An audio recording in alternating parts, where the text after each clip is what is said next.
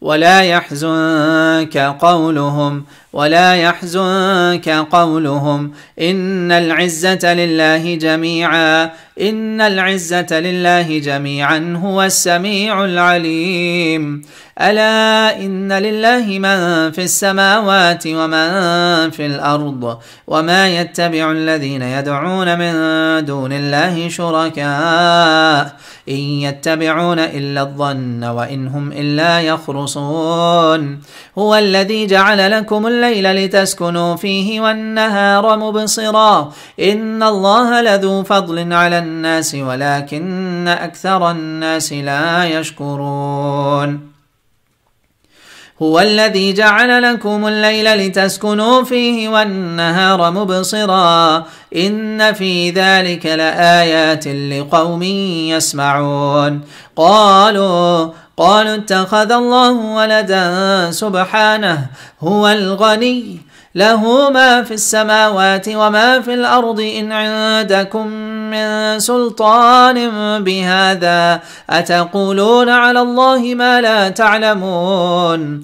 قل إن الذين يفترون على الله الكذب لا يفلحون. متاع في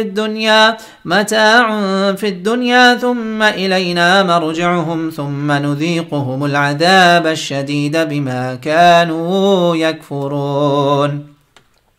واتل عليهم نبأ نوح إذ قال لقومه يا قوم إن كان كبر عليكم مقامي وتذكيري بآيات الله فعلى الله توكلت فأجمعوا أمركم وشركاءكم ثم لا يكن أمركم عليكم غمة ثم قضوا إلي ولا تنظرون. فإن توليتم فما سألتكم من أجر إن أجري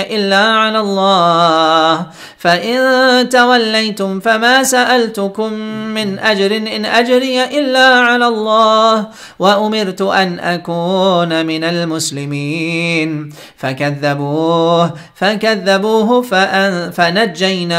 فكذبوه فنجيناه والذين معه في الفلك ومن معه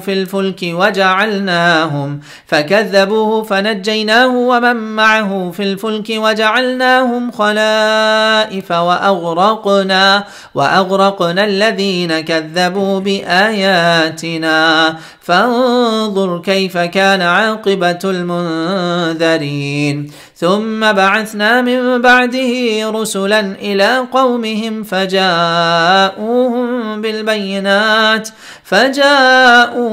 بالبينات فما كانوا ليؤمنوا بما كذبوا به من قبل كذلك نطبع على قلوب المعتدين. ثم بعثنا من بعدهم موسى وهارون إلى فرعون وملئه بآياتنا فاستكبروا وكانوا قوما مجرمين. فلما جاءهم الحق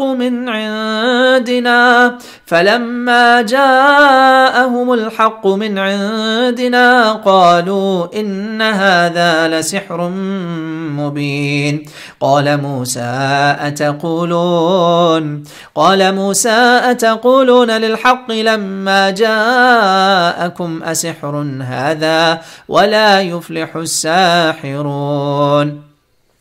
قالوا أجئتنا لتلفتنا عما وجدنا عليه آباءنا وتكون لكما الكبرياء في الأرض وما نحن لكما بمؤمنين. وقال فرعون ائتوني بكل ساحر عليم. فلما جاء السحرة قال لهم موسى ألقوا ما أنتم ملقون فلما ألقوا قال موسى ما جئتم به السحر إن الله سيبطله إن الله لا يصلح عمل المفسدين ويحق الله الحق بكلماته ولو كره المجرمون. الله